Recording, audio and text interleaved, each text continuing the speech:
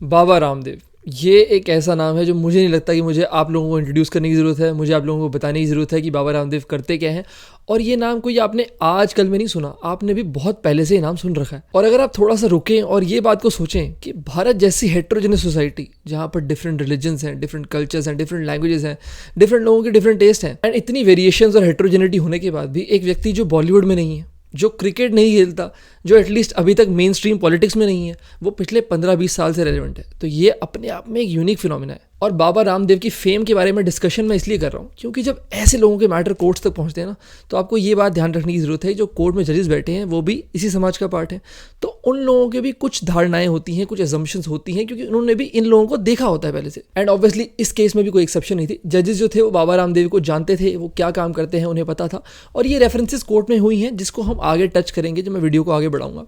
लेकिन ये भी समझ लीजिए कि बाबा रामदेव कोई पहली बार कोर्ट नहीं आ रहे हैं, इससे पहले भी वो कोर्ट आ चुके हैं। लेकिन अब यहाँ पर थोड़ा आप शब्दों का ध्यान रखें, क्योंकि पिछली बार बाबा रामदेव खुद से आए थे जब उनके ऊपर एक किताब लिखी गई थी गॉड मैन टू टाइकून नाम से, उसे रिस्ट्रेन कराने के लिए, जो कि दिल्ली हाईकोर्ट ने कर भी दी थी। लेकिन इस बार बाबा रामदेव जी को लाया गया है, वो अपनी मर्जी से नहीं आए। और इस बार सिर्फ उन्हें कोर्ट नहीं लाया गया है, उन्हें 3 तरीके से घेर के कोर्ट लाया गया है, बहुत तैयारी के साथ आया गया है इस बार। अब कौन उन्हें कोर्ट लेकर आया है, क्या हो रहा है और क्या है ये एग्जैक्ट मैटर, इसी को समझेंगे हम इस वीडियो में। अब देखिए, फिलहाल कोर्ट में बहुत कुछ चल रहा है और वो सब हम समझेंगे आगे जाके, लेकिन अगर मैं इसे इन शॉर्ट समझाऊँ ना आपको, तो यहाँ पर एक तरीके से लड़ाई हो रही है आयुर्वेद वर्सेस एलोपैथी की। और इस लड़ाई की शुरुआत अगर आप देखेंगे तो ये तब हुई थी जब पूरे देश में नहीं, पूरे विश्व में एक महामारी आ गई थी। और आपको याद होगा, हर तरफ सन्नाटा ही सन्नाटा था, कोई रोड पे नहीं था, कोई बच्चे नहीं खेल रहे, कोई आवाज़ नहीं आ रही कहीं से, क्योंकि सब घर बैठे थे। और इसी सन्नाटे के दौरान हम सभी के कान सिर्फ एक ही बात सुनने को तरस रहे थे कि इस बीमारी का कोई इलाज मिल गया है, कोई वैक्सीन मिल गई है।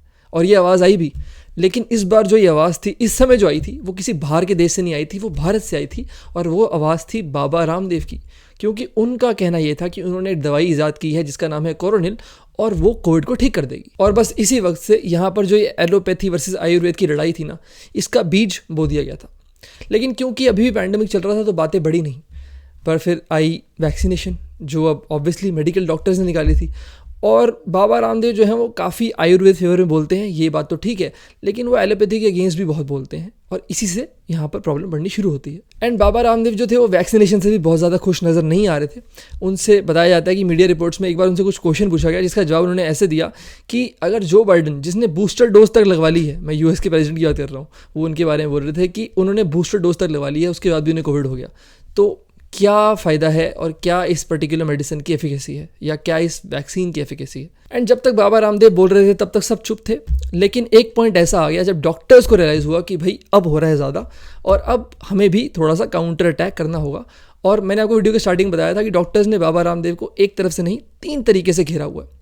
और यहाँ पर घेराबंदी की शुरुआत हुई थी पहली, जब बाबा रामदेव पर एफआईआर हुई, वो भी एक जगह नहीं 2 जगह हुई थी, बेसिकली फॉल्स एजेंडा फैलाने की या फॉल्स इन्फॉर्मेशन फैलाने की अराउंड कोविड और एलोपैथी। ये डॉक्टर्स ने उनके अगेंस्ट एफआईआर कराई पटना में और साथ ही रांची में।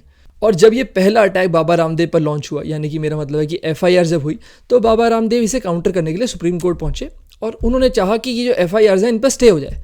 लेकिन जब तक यहाँ पर ये सब हो रहा था, उतनी देर में दिल्ली के डॉक्टर्स आ गए, दिल्ली हाईकोर्ट, और उन्होंने एक सूट फाइल कर दिया बाबा रामदेव पर, अगेन उसी बात पर कि वो रिमार्क्स पास कर रहे हैं एलोपैथी पे कंसिस्टेंटली। एंड दिल्ली हाईकोर्ट में डाले हुए इस सूट को आप कह सकते हैं डॉक्टर्स का दूसरा अटैक, यानी कि दूसरा घेराव बेसिकली।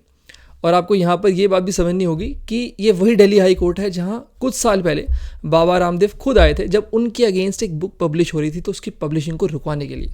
अब देखिए ये सिचुएशन कैसे पलटती है।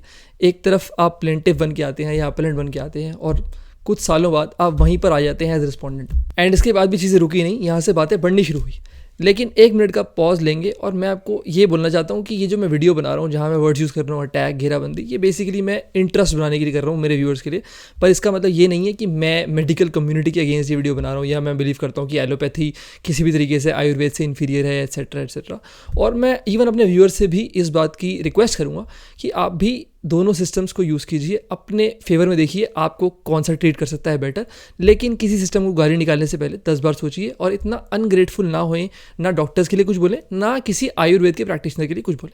अच्छा जी, अब ये हो गया, तो अब आ जाते हैं दोबारा पॉइंट पर। और अभी तक आपने सुन लिया कि 2 अटैक हो चुके हैं बाबा रामदेव पे, और तीसरा होने जा रहा है घेराव से।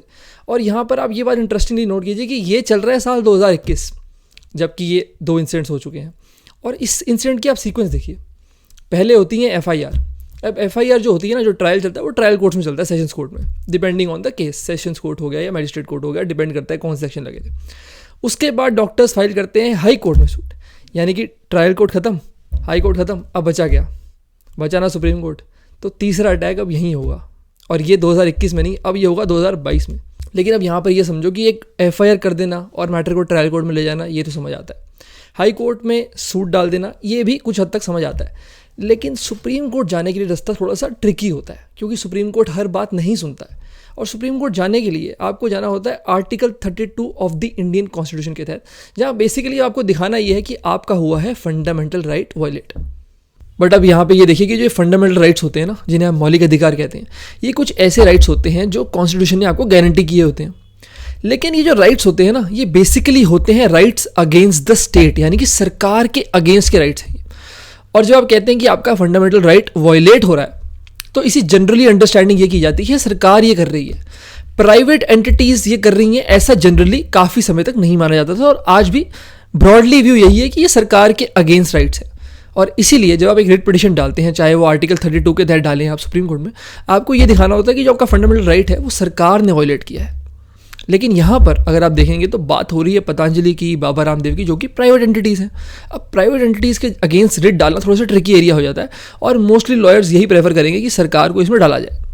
तो ये एक इशू IMA के लॉयर्स के सामने भी था, लेकिन उन्होंने इस इशू को रिजॉल्व कर दिया।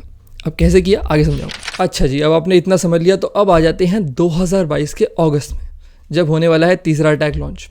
और इसी महीने में सुप्रीम कोर्ट में एक रिट पिटिशन फाइल होती है एज पर article 32 of the Indian constitution, जैसा कि मैंने बताया। क्या कहते हैं रिट पिटिशन में और किसने फाइल की थी? रिट पिटिशन फाइल करती है इंडियन मेडिकल एसोसिएशन, और वो सुप्रीम कोर्ट के सामने जाकर ये कहते हैं कि देखिए जी, ये बाबा रामदेव जी हैं, इनकी एक कंपनी है पतंजलि, ये जो है नेगेटिव कैंपेन चला रहे हैं एक प्रॉपर एलोपैथिक मेडिसिन के अगेंस्ट। हमें उससे प्रॉब्लम है, चलिए फिर भी हम उसे झेल लेंगे, लेकिन साथ में ये एक और चीज़ कर रहे हैं, और वो ये कर रहे हैं कि ये फॉल्स और मिसलीडिंग एडवर्टीजमेंट चला रहे हैं। एंड इन फॉल्स और मिसलीडिंग एडवर्टीजमेंट में पतंजलि ये क्लेम कर रही है कि वो हार्ट डिजीज़ या फिर ब्लड प्रेशर जैसी बीमारियों को क्योर कर देंगे। अब आप सोच रहे होंगे या दिमाग में आपके क्वेश्चन आ रहे होंगे कि भाई क्या हो गया, उन्होंने बोल दिया कि वो ठीक कर देंगे तो वो कर देते होंगे, और किसी बीमारी को ठीक करने का दावा करना कोई गुनाह है क्या इस देश में? ये शायद आप सोच रहे हो। लेकिन मैं आपको एक मज़े की बात बताऊँ कि ये एक्चुअली में एक गुनाह है। इंडिया में एक एक्ट है इंडिया में, उसका नाम है drugs and magic remedies act 1954। उस एक्ट के शेड्यूल में कुछ बीमारियां दी हुई हैं, उसमें आपकी ब्लड डिजीज़ आ जाती हैं, हार्ट डिजीज़ आ जाती हैं, कैंसर जैसी डिजीज़ भी हैं, जिनके रिगार्डिंग आप ड्रग्स को एडवर्टाइज़ नहीं कर सकते ये बोलते हुए कि मैं उन्हें क्योर कर दूंगा। और यही एग्जैक्टली IMA का पॉइंट था इस पिटिशन में। बट अगर आप इस वीडियो को ध्यान से देख रहे हैं तो अभी भी एक क्वेश्चन जो है वो मैंने आंसर नहीं किया, और वो क्वेश्चन ये है कि अब ये रिट पिटिशन कैसे फाइल हो गई पतंजलि और बाबा रामदेव के खिलाफ? क्योंकि मैंने तो बोला था कि रिट पिटिशन जो है सरकार के खिलाफ फाइल होती है, यही बोला था ना मैंने। तो ये कैसे हुआ? ये ऐसे हुआ कि ये रिट पिटिशन एक्चुअली में सरकार के खिलाफ ही फाइल हुई। IMA का कहना ये है कि ये एड्स चल रही हैं, पतंजलि चला रही है या बाबा रामदेव चला रहे हैं, तो इन एड्स पे कंट्रोल करना किसका काम है? सरकार का ही तो काम है। इसीलिए सरकार को रिस्पोंडेंट नंबर 1 बनाया गया, और इस जो पिटिशन है उसमें डायरेक्शन सीख करेगी कि सरकार को बोला जाए कि वो इनको रोके, इनकी एड्स को रोके। एंड ये जो तरीका था सरकार को रिस्पोंडेंट बनाने का कि एडवर्टीजमेंट को रोका जाए, इसी वे के थ्रू वो सुप्रीम कोर्ट आए, और इसी बात के थ्रू जो ये पिटिशन थी वो मेंटेनेबल हो गई। और साथ में अब ये भी नोट कीजिए कि ये पिटिशन फाइल हुई थी चीफ जस्टिस ऑफ इंडिया उस समय जो थे NV रमन्ना साहब, उनके सामने ये फाइल हुई थी। और मैंने आपको बताया था कि रामदेव जी बहुत फेमस हैं और उनको सब जानते हैं, और यहाँ पर उस बात का आपको एग्जाम्पल दिखेगा। चीफ जस्टिस ऑफ इंडिया ने उस समय ये बात कही थी कि we all respect Baba Ramdev, जो उन्होंने योगा के लिए किया है हम उन्हें रिस्पेक्ट करते हैं, लेकिन इसका मतलब ये भी नहीं कि वो डॉक्टर्स के अगेंस्ट कुछ बोलें। और ये कहते हुए उन्होंने फाइनली नोटिस इशू किया सरकार को भी, बाबा रामदेव को भी और पतंजलि को भी। एंड इसीलिए मैंने वीडियो के स्टार्टिंग में बाबा रामदेव की फेम को डिस्कस किया था, क्योंकि कोर्ट्स में जो होता है ना, कोर्ट्स में इंसान बैठे हुए हैं, ये बात को याद रखना। आप लोग जो कोर्ट नहीं आते ना, शायद उन्हें ये बात नहीं पता होगी कि देखो बाय द बुक चला जाता है कोर्ट में, मना नहीं कर रहा हूँ, लेकिन फेस वैल्यू बहुत मैटर करती है। एक इंसान के बारे में जो धारणा बनी हुई है ना समाज में, वो बहुत मैटर करती है। अब फॉर एग्जांपल एक छोटी सी बात को समझो कि कल को दाऊद इब्राहिम पर कोई केस आ जाएगा, या अजमल कसाब पर जब केस आया था सुप्रीम कोर्ट के सामने या ट्रायल कोर्ट में भी था, तो क्या आप ये बोल सकते हो कि जजेस पूरी तरह न्यूट्रल रह पाए होंगे? वो चाह भी रहे होंगे तो भी बहुत मुश्किल है, क्योंकि सबका एक प्री कंसीव्ड नोशन है। सबने वो फोटोज़ देखी थी क्या हुआ था मुंबई में, समझ रहे हो बात को? तो मैं आपको ये समझाना चाह रहा हूँ कि कोर्ट्स में फेस वैल्यू और बहुत चीज़ें मैटर करती हैं। अच्छा जी, अभी हम थे अगस्त 2022 में, अब थोड़ा सा फास्ट फॉरवर्ड करेंगे, हम आएंगे नवंबर 2023 में, थोड़े महीने पहले की बात करेंगे, क्योंकि इस दिन थोड़ी सी इंपॉर्टेंट इवेंट हुआ था कोर्ट में ही मैटर दोबारा लगा, कोर्ट में दोबारा इस मैटर की हियरिंग हुई और इस बार सुप्रीम कोर्ट थोड़ा सीरियस मोड में थे। उन्होंने पतंजलि के लॉयर को क्लियरली कह दिया कि अगर ये एडवर्टीजमेंट्स अब बंद नहीं होंगी तो हम 1 करोड़ रुपए तक का जुर्माना लगाने की सोच सकते हैं, कंसिडर करेंगे। ये ओरल रिमार्क्स से, कोर्ट ने ऑर्डर में नहीं कहा ये। और साथ ही सरकार को ये डायरेक्शन दी गई, भाई आप भी कुछ करो, कंसल्टेशन निकालो, अपना सोच विचार करो और हमें बताओ कि आप इस ऐड पर क्या करने वाले हो। और पतंजलि के लॉयर ने ये बात सबमिशन की कि अब वो नहीं करेंगे, वो ये एड्स को रोक देंगे, इससे ज़्यादा वो नहीं करेंगे। यहाँ पर ये बात ख़त्म होने वाली थी, लेकिन नेक्स्ट डे बाबा रामदेव आ जाते हैं और वो एक प्रेस कॉन्फ्रेंस करते हैं सुप्रीम कोर्ट के रिमार्क पर, क्योंकि सुप्रीम कोर्ट ने ओरली ये रिमार्क कर दिया था कि वो 1 करोड़ रुपए का फाइन लगाएंगे, ये एड मिसलीडिंग है। ये ओरल ऑर्डर्स थे, ओरल रिमार्क्स थे। और यहाँ पर मीडिया, आपको पता है कि जैसी ये हेडलाइंस होती है ना, तो वो मानते हैं कि कोर्ट का ऑर्डर है, तो मीडिया में बात फैल गई थी। तो Baba Ramdev next day clarity देने आ गए इस पर प्रेस कॉन्फ्रेंस में, और इस प्रेस कॉन्फ्रेंस ने काम अच्छा करने के बजाय उनका बिगाड़ दिया। वो बताऊंगा कैसे, थोड़ी सी प्रेस कॉन्फ्रेंस सुन लो पहले। यदि हम झूठे हैं तो हमारे ऊपर सैकड़ों नहीं हजारों करोड़ का जुर्माना लगाए और हमें डेथ पेनल्टी भी दे तो हमें स्वीकार है। ये पिछले 5 वर्षों से बहुत खतरनाक प्रोपेगेंडा चल रहा है ऋषियों के करोड़ों वर्षों पुरानी ज्ञान परंपरा को झुठलाने के लिए कि आयुर्वेद में कुछ नहीं रखा। आयुर्वेद का प्रयोग करोगे तो लिवर किडनी खराब हो जाएंगी, आयुर्वेद का प्रयोग करोगे तो आपको कोई फायदा ही नहीं होगा और इंस्टेंट लाभ तो हो ही नहीं सकता। मॉडर्न मेडिकल साइंस में कुछ तामसिक और राजसिक किस्म के लोग हैं जिनको मैंने कई बार मेडिकल माफिया तक कहा है, ड्रग माफिया, फार्मा माफिया का है। अब उनको मिर्ची लग गई। मैं कहता हूं मॉडर्न मेडिकल सिस्टम में जो लाइफ सेविंग ड्रग्स है, इमरजेंसी ट्रीटमेंट है और बहुत आवश्यक होने पर जो सर्जरी है, उसका मैं पहले भी रेस्पेक्ट करता था, आज भी उसका सम्मान करता हूं। सर्जरी को छोड़कर के, इमरजेंसी ट्रीटमेंट और कुछ लाइफ सेविंग ड्रग्स को छोड़कर के 99% हम प्राइमरी प्रिवेंशन, सेकेंडरी प्रिवेंशन, बीमारियों का control, cure, rehabilitation, palliation, acute management और बड़ी बात है सस्टेनेबल हेल्थ, हम योग, आयुर्वेद और नेचुरोपैथी के इंटीग्रेटेड ट्रीटमेंट से दे रहे हैं। ये बात कहने के लिए आज आपको हमने आमंत्रित किया। अगली बार सुप्रीम कोर्ट से भी हम आग्रह करेंगे कि हमको अवसर दिया जाए। मैं आज तक कोर्ट के सामने पेश नहीं हुआ कभी, लेकिन खुद सुप्रीम कोर्ट के सामने पेश होने के लिए तैयार हूं। मैं अनुमति मांगूंगा कि मुझे पूरे रिसर्च एंड एविडेंस के साथ, रियल वर्ल्ड एविडेंस के साथ, क्लिनिकल एविडेंस के साथ हमको वहां अवसर दिया जाए कि हम पेशेंट को प्रस्तुत कर सके, अपने रिसर्च पेपर्स को प्रस्तुत कर सके और 1940 में जो एक drug and magic remedy act बना था उसकी खामियों का मुजगार कर सके। उसके खिलाफ भी हम कोर्ट में जनहित याचिका जारी करेंगे कि ये एलोपैथी की तरफ से जो झूठ फैलाया जा रहा है, मॉडर्न मेडिकल साइंस की तरफ से जो झूठ फैलाया जा रहा है, इसे झूठ का पर्दाफाश होना चाहिए। और ये जो अभी आपने प्रेस कॉन्फ्रेंस सुनी, ये तो हो गई थी सक्सेसफुली और किसी ने कुछ ऑब्जेक्शन रेज नहीं करी स्टेज तक, क्योंकि वेट की जा रही थी आईएमए के लॉयर्स द्वारा कि नेक्स्ट डेट कब आती है इस मैटर की, और वो आई 27 फरवरी 2024 को।